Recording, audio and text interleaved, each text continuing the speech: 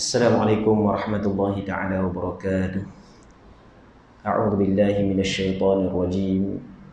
Bismillahirrahmanirrahim. Alhamdulillahi rabbil alamin. Wassalatu wassalamu ala asyrafil anbiya'i wal mursalin wa ala alihi wa sahbihi ajma'in. Allahumma rabbi shrah li sadri wa yassir li amri واحلل عقدة من لساني يفقه قولي ولا حول ولا قوة إلا بالله العلي العظيم. اللهم انفعنا بما علمتنا وعلمنا ما ينفعنا وعلمنا ما جهلنا وذكرنا ما نسينا. اللهم يسر ولا تعسر رب تمم بالخير. اللهم افتح علينا فتوح العارفين وفقنا توفيق الصالحين. اللهم لا سهل إلا ما جعلته سهلا وأنت تجعل الحزن إذا شئت سهلا. اللهم اجعلنا من السعداء المقبولين ولا تجعلنا من الأشقياء المردودين.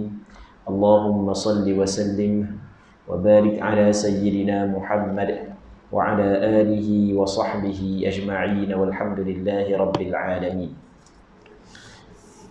InsyaAllah pada malam ni kita akan baca beberapa soal jawab daripada buku Fiqh Ibadah, himpunan soal jawab fiqh berdasarkan mazhab Imam Syafi'i rahimahullahu subhanahu wa ta'ala.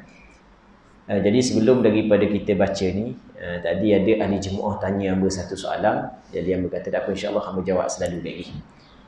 Iaitu soalannya, boleh ke dok kita orang yang sakit sembahyang duduk atas kursi sembahyang rumah menjadi imam kepada ahli keluarga kita? Baik, muslimin muslimat yang dirahmati oleh Allah Subhanahu wa taala. Jawapan kepada soalan tersebut adalah kena tengok. Kita tak kata boleh lagi, kita kena tengok dulu. Kena tengok apa ni? Yang pertamanya, sembahyang fardu ke sembahyang sunat? Kalau sembahyang sunat, itu tak ada masalah. Kerana sembahyang sunat bukan kata sakit. Dok sakit pun boleh kita sembahyang dalam keadaan duduk. Jadi kita nak sembahyang sunat dengan keluarga kita secara berjemaah.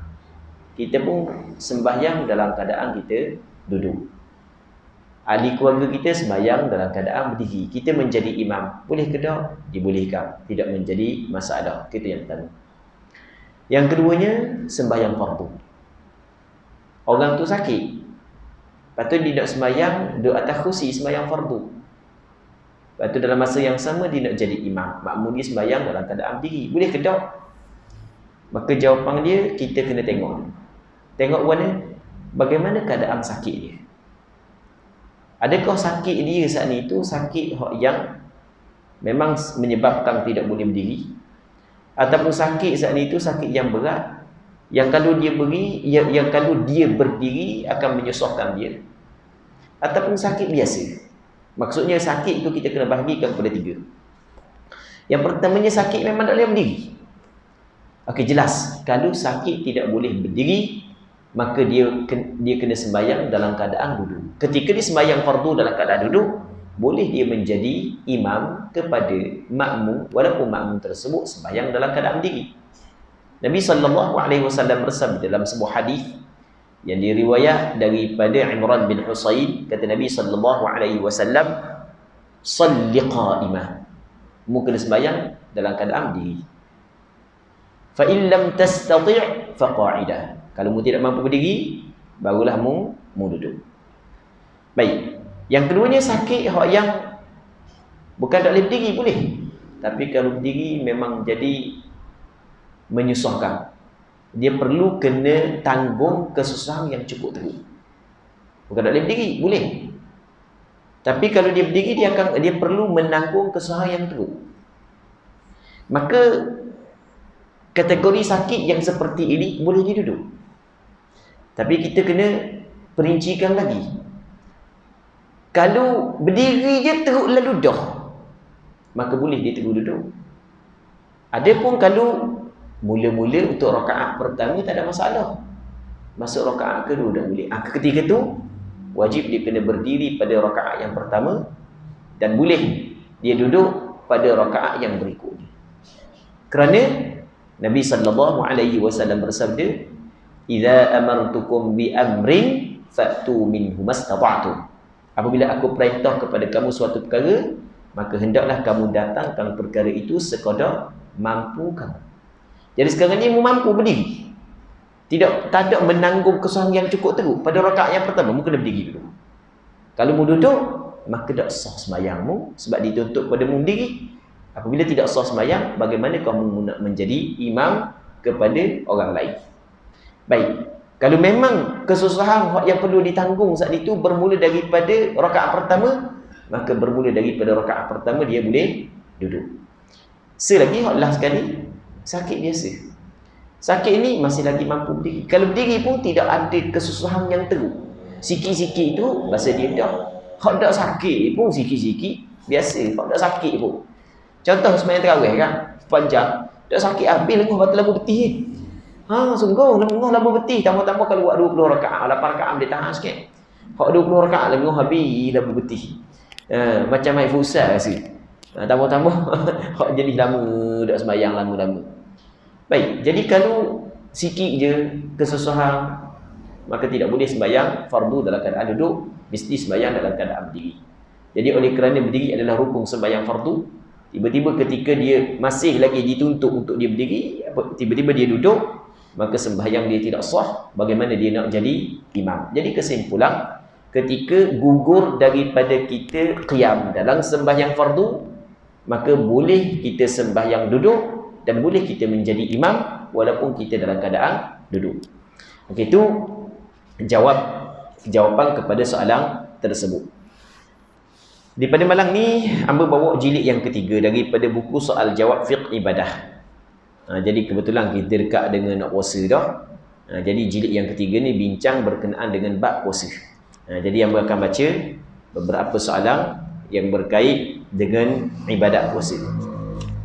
Soalan yang pertama daripada buku ni, yang mula-mula membincangkan tentang ada darah selepas daripada berbuka. Selepas berbuka puasa ni melibatkan orang puan lah, bukan melibatkan orang lelaki. Selepas berbuka puasa, saya terus ke tandas untuk mandi dan berwuduk. Namun ketika itu saya dapati ada darah yang keluar. Persoalannya, adakah sah puasa saya pada siang hari tadi? Baik. Jadi ada orang puan, setelah daripada berbuka, dia mendapati ada darah. Dia antara syarat sah puasa, sebagaimana sembahyang ada syarat sah dia, begitu juga puasa ada syarat sah dia. Antara syarat sah puasa adalah mesti kena suci daripada haid dan nifas sepanjang siang hari. Start daripada keluar fajar hingga terbenam matahari, mesti kena suci daripada haid dan nifas. Sekiranya perempuan datang haid dan nifas pada satu juzuk daripada siang hari, maka puasa dia tidak sah kerana tidak cukup syarat sah. Kita bahagikan kepada 3. Yang pertama, seorang perempuan yakin darah dia keluar sebelum terbenam matahari, sebelum masuk waktu berbuka, maka sepakat ulama mengatakan puasa dia terbatal. Batal puasa dia. Baik, jadi apabila batal puasa, wajib setelah daripada Ramadan dia qada balik puasa tersebut. Kita kata maghrib pukul 7.20, pukul 7.15 tubik darah, tinggal 5 minit lagi nak masuk maghrib, tubik darah, maka batal puasa. Baik. Okey, itu yang pertama. Yang keduanya, kalau darah tubik setelah daripada masuk waktu maghrib, orang bang tiba-tiba rasa tubik darah, pergi tengok memang tubik darah sungguh maka bermakna puasa dia sah, sebab puasa dia keluar setelah daripada habis puasa dia keluar pula, sebab darah dia keluar sebab darah dia keluar setelah daripada habis waktu berpuasa. Dia ada kategori yang ketiga. Kategori yang ketiga ni adalah perempuan ni dia tak tahu bila keluar darah. Sedar-sedar darah ada selepas daripada berbuka. Dan ada kemungkinan darah tu baru keluar selepas daripada berbuka, dan ada kemungkinan darah itu keluar sebelum daripada berbuka. Ketika ada dua kemungkinan tersebut, maka bagaimana untuk dia hukumkan puasa dia? Sekarang ni perlu kita kena tahu hukum dia, sama ada kena qada ataupun tidak. Sebab ni bukan berkait dengan sunat, tak sunat, haru tak haru, bukan. Ni berkait dengan wajib ataupun tidak. Berkait dengan kalau wajib mu kena buat, tak buat berdosa. Kalau tak wajib, maka tak perlu buat. Tu berkait dengan wajib ataupun tidak.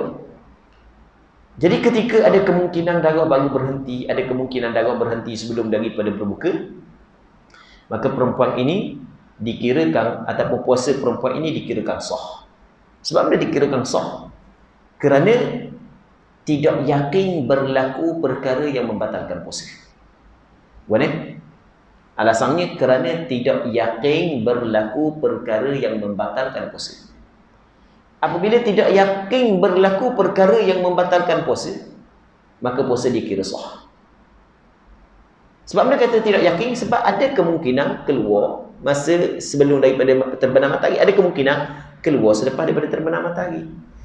Ketika ada dua kemungkinan, jadi bermakna dia tidak yakin berlaku perkara yang membatalkan puasa dalam puasa tersebut.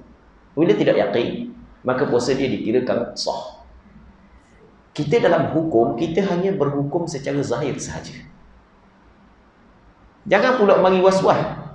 Lamakan pada hakikatnya darah tubik sebelum daripada keluar terbenam matahari kan? Tak. Agama kita tidak meletakkan hukum begitu. Hukum dia kita melihat kepada zahir. Apabila tidak yakin berlaku perkara yang membatalkan puasa, kita menganggap puasa kita sah. Pada hakikat, andai kata darah tu keluar sebelum daripada terbenam matahari, tapi kita tidak mampu untuk mengetahui hakikat tersebut, maka dimaafkan untuk kita. Itu kita kena faham, muslimin muslimat yang dirahmati oleh Allah Subhanahu wa taala. Kita dalam kaedah fiqh ada menyebut al-aslu fi kulli hadithin taqdiruhu bi aqrabi zaman. Asal setiap benda yang baru berlaku, maka kita kena anggapkan masa yang paling terdekat. Benda ni baru berlaku. Ada kemungkinan sejam sebelum, ada kemungkinan beberapa jam sebelum. Maka kita kena ambil masa yang paling terdekat. Ada kemungkinan keluar sebelum terbenam matahari, ada kemungkinan keluar selepas daripada terbenam matahari.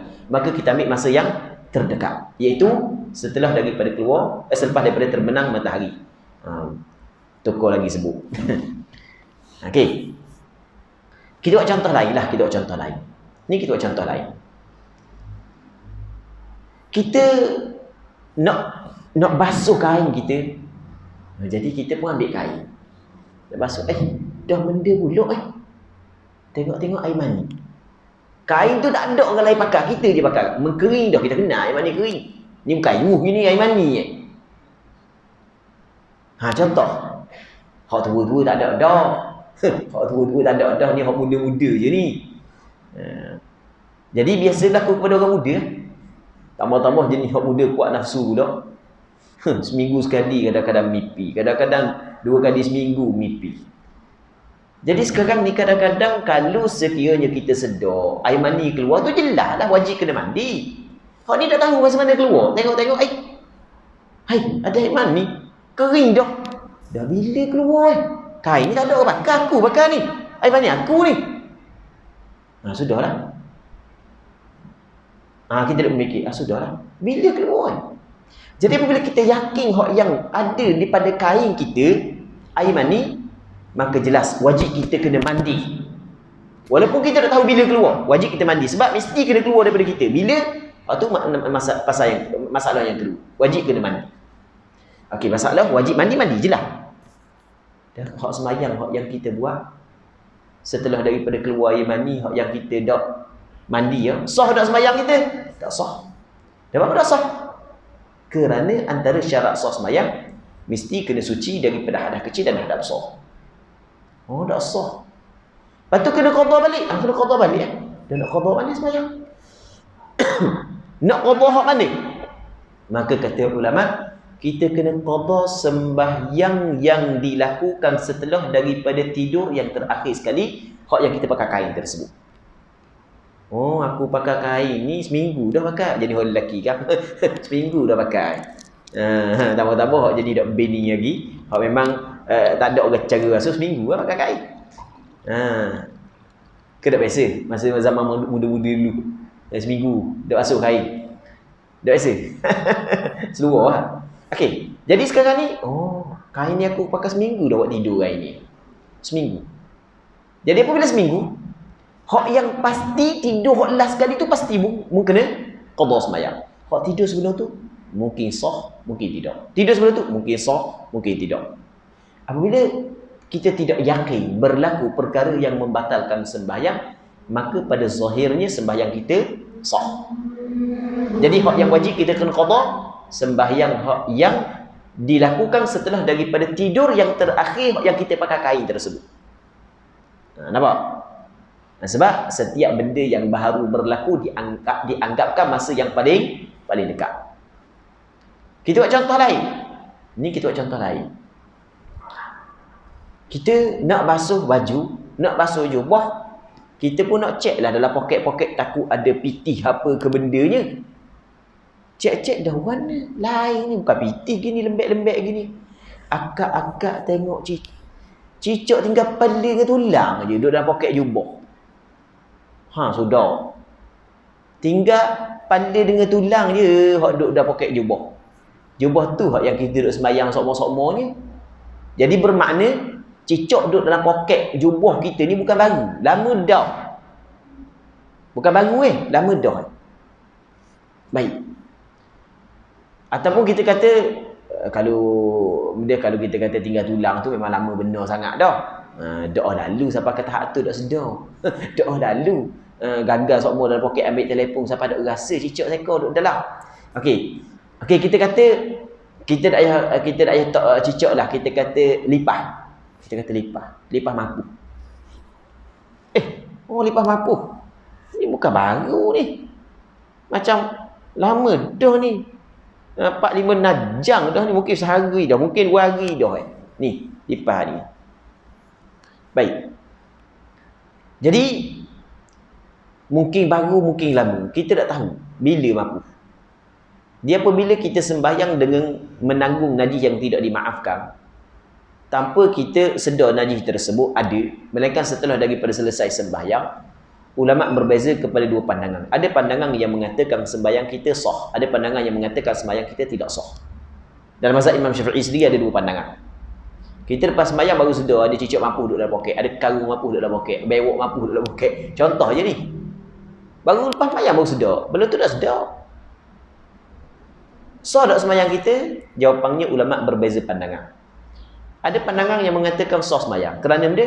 Kerana kita tidak tahu kewujudan perkara itu melainkan setelah daripada selesai sembahyang.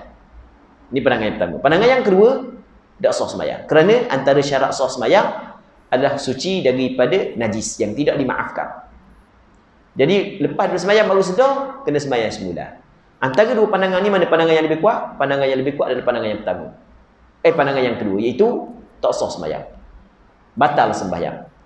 Wajib kena ulang balik sembahyang. Sekarang ni kita tak tahu ni. Lipah ni masuk dalam poket jubah kita sebelum daripada kita sembahyang ke lepas kita sembahyang. Kalau kita yakin lepas sebelum kita sembahyang, memang kena qada lah sembahyang tu. Tak tahu ni bila masuk Maka kata ulama, tak perlu kita qada balik, tak perlu ulang balik sembahyang. Sebab dianggap baru masuk. Itu maksud daripada kaedah yang kita baca al-aslu fi kulli hadithin taqdiruhu bi aqrabi zaman. Jadi jelas jawapan apabila seorang perempuan mendapati ada darah yang keluar setelah daripada dia berbuka, yang mana kalau dia tak tahu bila keluar darah, mungkin baru keluar, mungkin tadi dah keluar, maka dianggapkan baru keluar dan puasa dia sah. Tapi jangan pula yakin dah keluar bila je. Ada kau jenis hak lagu tu? Ada jenis lagu tu. Dah tinggal 5 minit lagi. Keluar darah ni. Aku mana tengok kat dia, aku tengok ada darah batal puasa aku. Hak tu tak boleh. Hak tu nya pelawak diri sendiri, hak tu dah rasa keluar jelas lah. Jadi juga jenis lagu tu. Hamba tahu tu ada tu sebab pernah hak tanya sampai soalan gitu kan hamba. Ustaz, saya tu dekat dengan 10 minit lagi nak buka. Saya rasa ada keluar tapi saya tak mau tengok. Nak tengok lepas daripada buka. Sebab kalau tengok takut batal puasa. Dah rasa keluar. Dah boleh gitu. Tu dah boleh. Tu nak tipu diri sendiri gitu. Tu jelas tak boleh. Baik.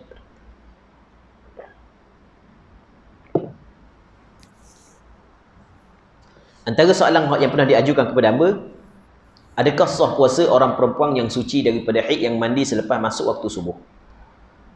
Kerana ada yang mengatakan bahawa tidak sah puasa orang perempuan yang suci daripada haid dan nifas yang mandi selepas masuk waktu subuh. Tetapi jika kerana janabah sah. Baik. Jadi sekarang ni dia kata boleh sah ke tak orang perempuan saat itu suci pada malam hari. Darah dia suci tapi dia malam mandi lagi ya. Masuk subuh esok.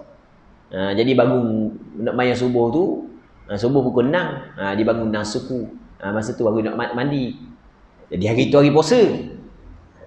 Sah ke tak puasa dia? Sebab ada orang kata tak boleh. Kalau bab berjunub tak ada masalah. Ada orang kata boleh bab berjunub. Tapi kalau bab mandi daripada haid dan nifas tak boleh. Ada orang kata begitu. Hak sebenarnya boleh ke tak? Baik, muslimin muslimat yang dirahmati oleh Allah Subhanahu wa taala. Kalau kita berjunub pada malam Ramadan, pada malam puasa. Berjunub ni maksudnya kerana keluar mani ataupun kerana bersetubuh. Kita tak boleh lagi mandi. Kita nak mandi esok. Apabila masuk subuh esok, kita nak mandi, boleh ke tak? Hal tu dibolehkan. Dibolehkan kerana Nabi sallallahu alaihi wasallam pernah melakukan perkara tersebut. Dalam hadis yang dikeluarkan oleh Imam Bukhari dan Muslim dalam kitab sahih bagi keduanya daripada Aisyah dan Ummu Salamah radhiyallahu taala anhuma. Aisyah dan Ummu Salamah adalah isteri Nabi sallallahu alaihi wasallam. Aisyah isteri Rasulullah, Ummu Salamah juga isteri Rasulullah radhiyallahu anhuma.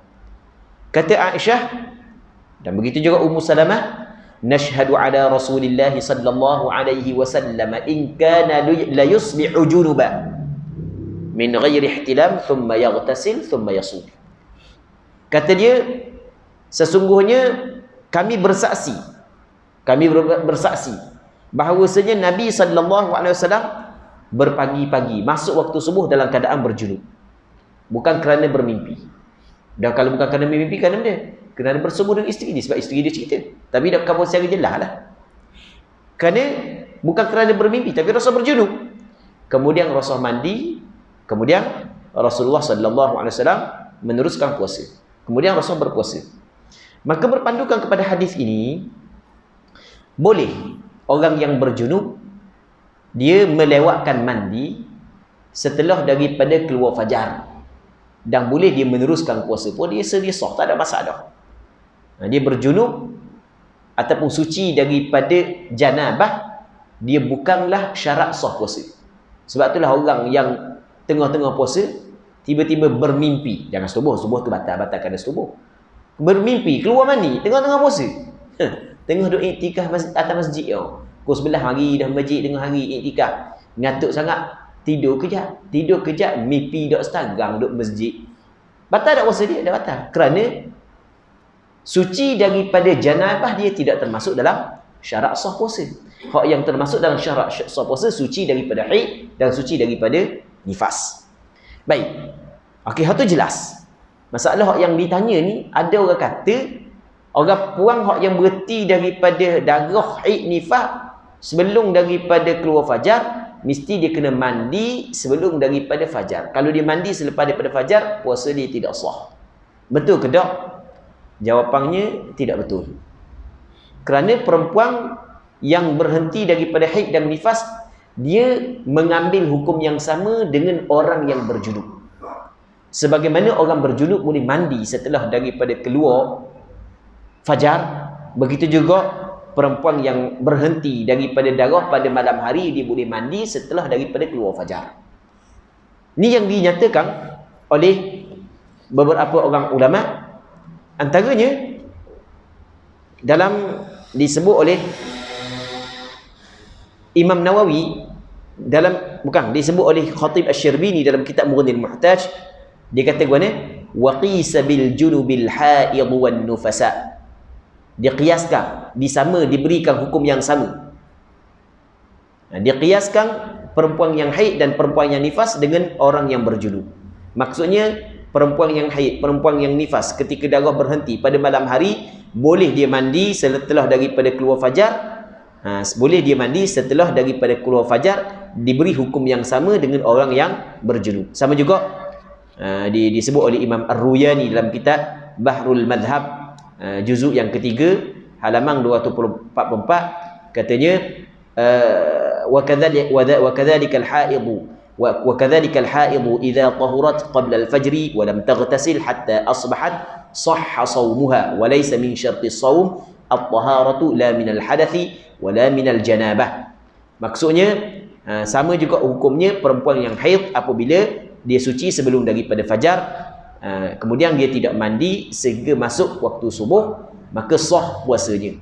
Kerana bukanlah di antara syarat sah puasa mesti kena suci daripada hadas, dan mesti kena suci daripada janabah, dan mesti kena suci daripada haid yang telah berhenti. Baik, hukum dia tidak menjadi masalah. Tapi kena ingatlah, mandi setelah daripada keluar fajar, sebelum daripada keluar matahari. Kalau mandi lepas daripada keluar matahari, itu tak boleh. Bukan tak boleh melibatkan tak sah puasa, tapi tak boleh kerana meninggalkan sembahyang. Dah sembahyang masa mana? Saya nak mandi pukul 8 lagi. Darah berhenti pukul 5 pagi dah. Nak mandi pukul 8 pagi lagi. Dah awak nak sembahyang subuh mana? Tak boleh lah. Wajib awak kena mandi. Tak boleh. Tu bab lain pula. Baik.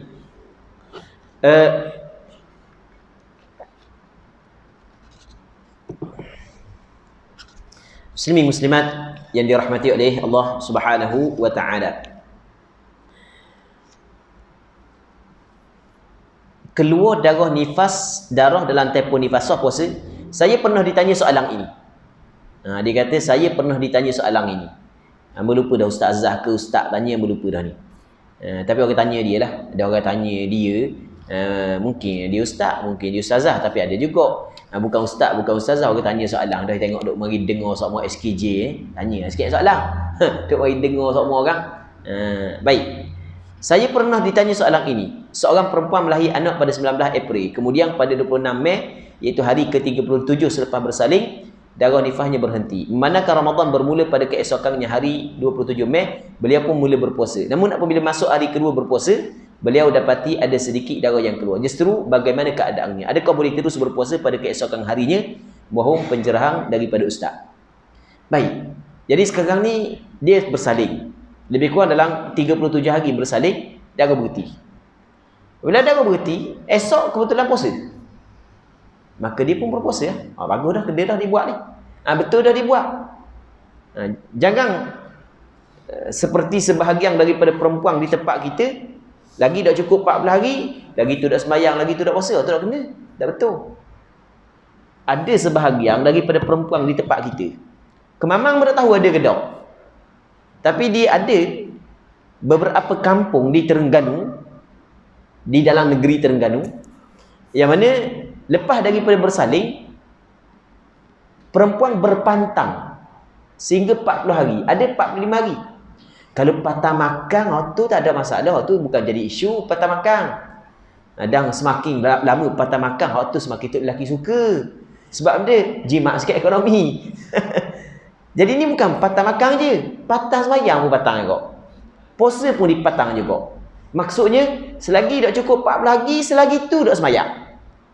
Ada setengah tempat selagi dah cukup 45, selagi tu dah sembahyang. Kalau darah masih lagi keluar, sehingga hari ke-40, tu tak ada masalah, betul dia dah sembahyang. Darah masih keluar sampai ke-45, tu betul lah. Hak ni dah. Walaupun darah telah berhenti sebelumnya, tetap ada sembahyang juga. Hak ni adalah salah. Salah hak ni.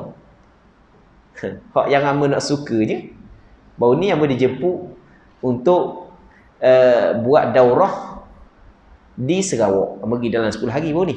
Bulan 12 lah. Tahun lepas. Tahun lepas. Lama dah tahun lepas. Bulan 12 tahun lepas. Jadi duduk 10 hari sana. Lepas tu adalah pengajian kuliah maghrib, kuliah subuh, kuliah duha, ada macam-macam lah kuliah. Lepas tu ada juga daurah berkenaan dengan fiqh darah wanita. Ada beberapa tempat, bukan setempat lah, banyak tempat. Jadi sampai bab berkenaan dengan tempoh nifas, kita ceritalah kebiasaan nifas 40 hari, sebanyak-banyak nifas 60 hari. Lepas tu kita selit benda yang berlaku di sebahagian tempat di Terengganu. Ni benda khabar Di Terengganu ada sebahagian tempat dia orang puang lepas daripada bersalin, dia mandi, dia tak semayang melainkan boleh cukup 40 hari walaupun darah berhenti sebelum daripada tu. Tu salah, kata tak betul. Orang puan situ kata, sini buat gitu juga ustaz. Rupanya bukan di tempat kita, ramai tempat buat gitu, banyak tempat buat gitu. Hak tu tak betul je, belajar mana pun tak tahu. Dah berkata ambil mana kita dengar orang tua kebor gitu. Jadi kalau kita berhenti darah sebelum 40 hari pun dak membayang juga. Orang puan sini biasa dengar tak benda itu? Ada biasa dengar? Biasa dengar? Tak biasa dengar, bagus orang belajar tak biasa dengar. Kalau biasa dengar, biasa buat, takut bukan biasa dengar, biasa buat juga. Tu jeng. Okey, itu tak kena lah, itu tak betul. Jadi apabila darah berhenti, wajib dia kena solat, wajib dia kena puasa. Sebab yang menggugurkan kewajipan solat dan puasa adalah darah. Ketika tak ada darah, tak ada adalah yang menggugurkan kewajipan solat dan puasa. Okey, tak apalah. Dia puasa. Tiba selang sehari, lepas daripada tu tubik mula darah. Baik, jadi bila tubik mula darah, benda soalan dia, tubik kejap je. Soalan yang pertama, macam mana puasa dia saat ni? Adakah dia perlu kena teruskan puasa? Ataupun tak lidah dia nak puasa? Bagaimana hukumnya? Okey, jawapannya adalah mengikut pandangan mazhab Imam Syafi'i, darah yang keluar sebelum melepasi 60 hari. Setelah walaupun darah kita lebih mudah kita ringkas sikit gini. Perempuan sebanyak-banyak nifas dia 60 hari. Tiba-tiba lepas daripada bersalin dia keluar darah nifas, lepas tu berhenti. Berhenti selang beberapa tempoh datang balik. Hak datang balik tu darah benda dia dua. Mungkin darah haid dan mungkin darah nifas. Nak tahu darah haid, darah nifas, kena tengok tempoh berhenti. Kalau tempoh berhenti 15 hari ke atas, maka yang datang semula adalah darah haid. Kalau tempoh berhenti tak sampai pun 15 hari, maka yang datang pula darah nifas. Okey, kita kena cerita, kita buat contoh mudah. Katakanlah perempuan ni darah berhenti pada hari yang ke-30. Keluar darah 30 hari, hari ke-31 darah berhenti. Kita tak 30 hari, nak bagi mudah ngira je.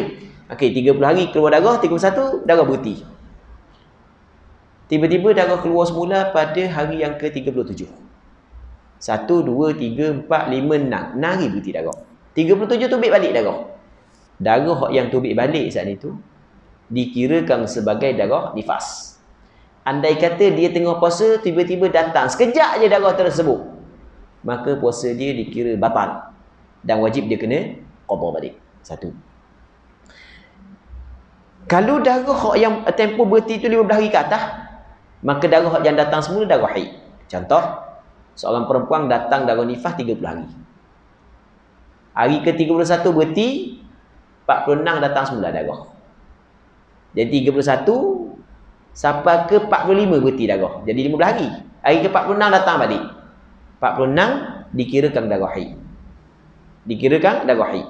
Jadi ketika hari ke-46 tu tengah dia puasa, tubik darah, maka batal puasa dia kerana darah tersebut adalah darah haid. Tu kita kena faham perbincangan berkenaan dengan perkara ini.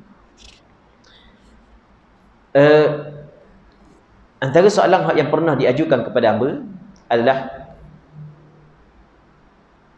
haid berhenti sebelum subuh. Jika haid seorang perempuan itu berhenti ketika hampir masuk subuh, adakah dia boleh terus niat dan berpuasa? Bagaimana jika tidak sempat mandi wajib sebelum subuh? Soalan ni kalau kira sama dengan jawapan soalan yang sebelumnya. Ada orang puan, dia sebelum subuh darah dia berhenti, dia bangun awal sikit. Sebab bangun awal tu orang puang walaupun dia datang haid, apabila dia tu seorang mak ataupun seorang isteri, dia bangun jugalah untuk siapkan makanan kepada tok lelaki dia. Tak tahulah, takut ada perempuan akhir zaman ni tok lelaki yang tolong hidang makanan. Sebab kena memuliakan isteri ni, jadi tok lelaki kena buat belaka. Tak tahulah. Tapi biasanya isteri lah yang hidang makanan. Kalau tak ada suami pun, ada anak-anak, mak yang bangun. Jadi masa bangun saat itu, bangun awal dalam pukul 5, tengok darah bertidah. Darah bertidah. Jadi apabila darah bertidah, hak yang dia tanyanya, boleh tak dia pakai niat teguh walaupun tak ada nak mandi? Kita kata bukan boleh, bukan wajib dia kena niat puasa, sebab diwajibkan kepada dia berpuasa. Wajib dia kena niat puasa sebab diwajibkan daripada dia berpuasa. Masalah mandi boleh dilakukan setelah daripada keluar fajar. Tetap perlu imsak walaupun tidak berpuasa. Apa maksud imsak? Imsak ni maksud imsak, kita ada waktu imsak. Ni tak ada tulis waktu imsak sini. Tak ada. Subuh. Kan ada kan boleh nampak? Tak ada rasanya. Baik, dia ada waktu imsak. Biasanya 10 minit sebelum daripada masuk waktu subuh. Imsak tu makna dia sebenarnya imsak. Imsak ni bahasa Arab.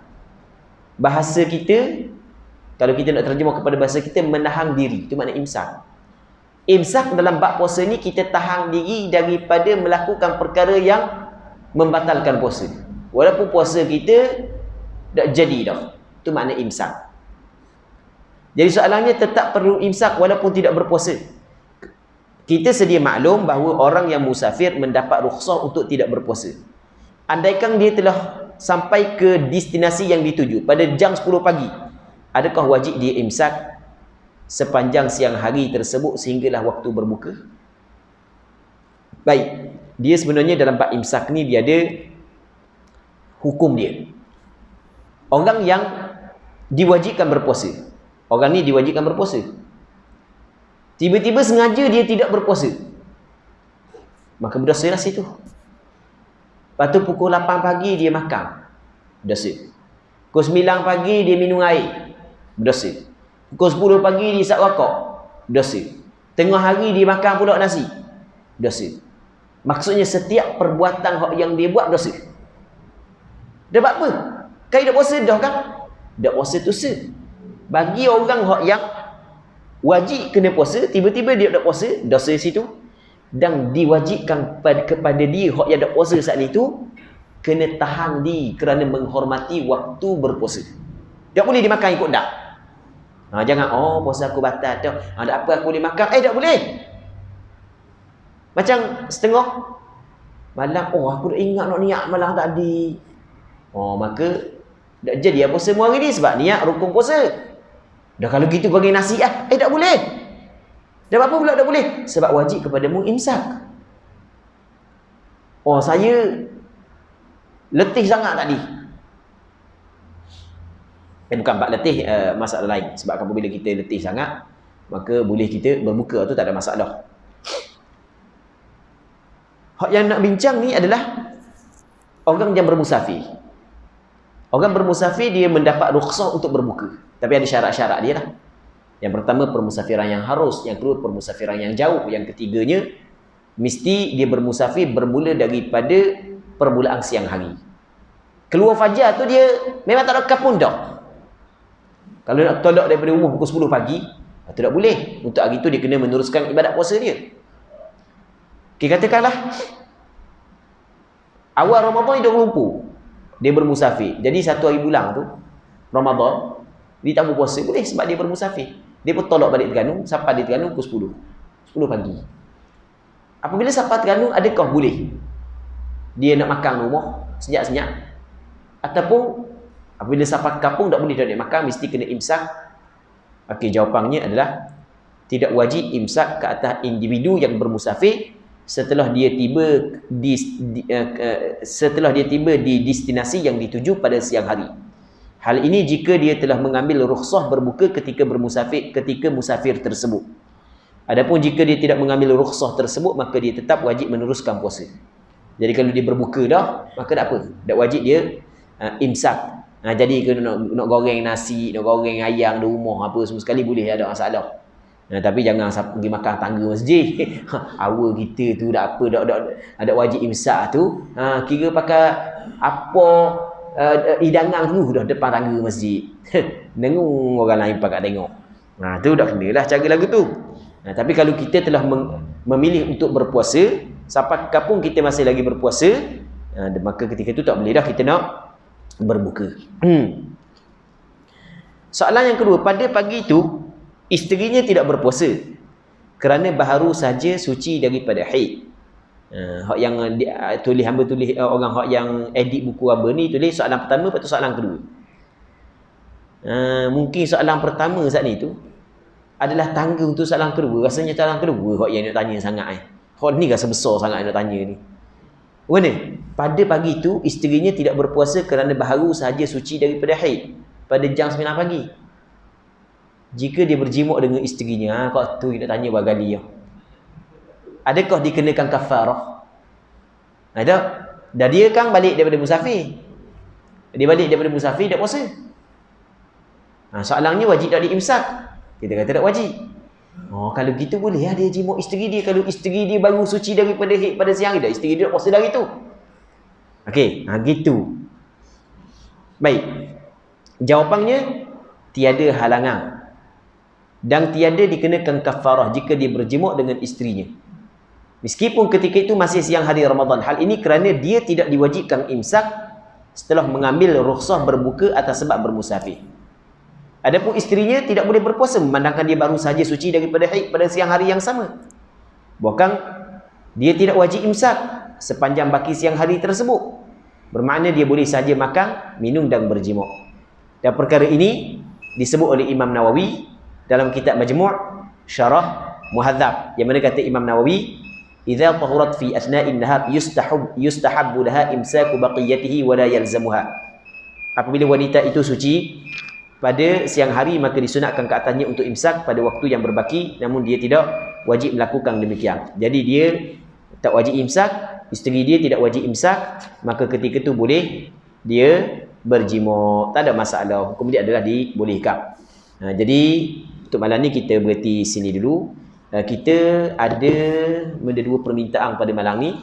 Yang pertamanya mohon solat hajat untuk Tuan Haji Tahir, semoga dipermudahkan urusan di hospital UIA esok masalah jantung. Jadi insya-Allah kita pakai doa untuk beliau. Dan sebenarnya antara kelebihan lah Allah Ta'ala bagi kepada orang hodok surau, hodok masjid ini, sikit-sikit sembahyang hajat, sikit-sikit sembahyang hajat. Sebenarnya ada kelebihan sebenarnya.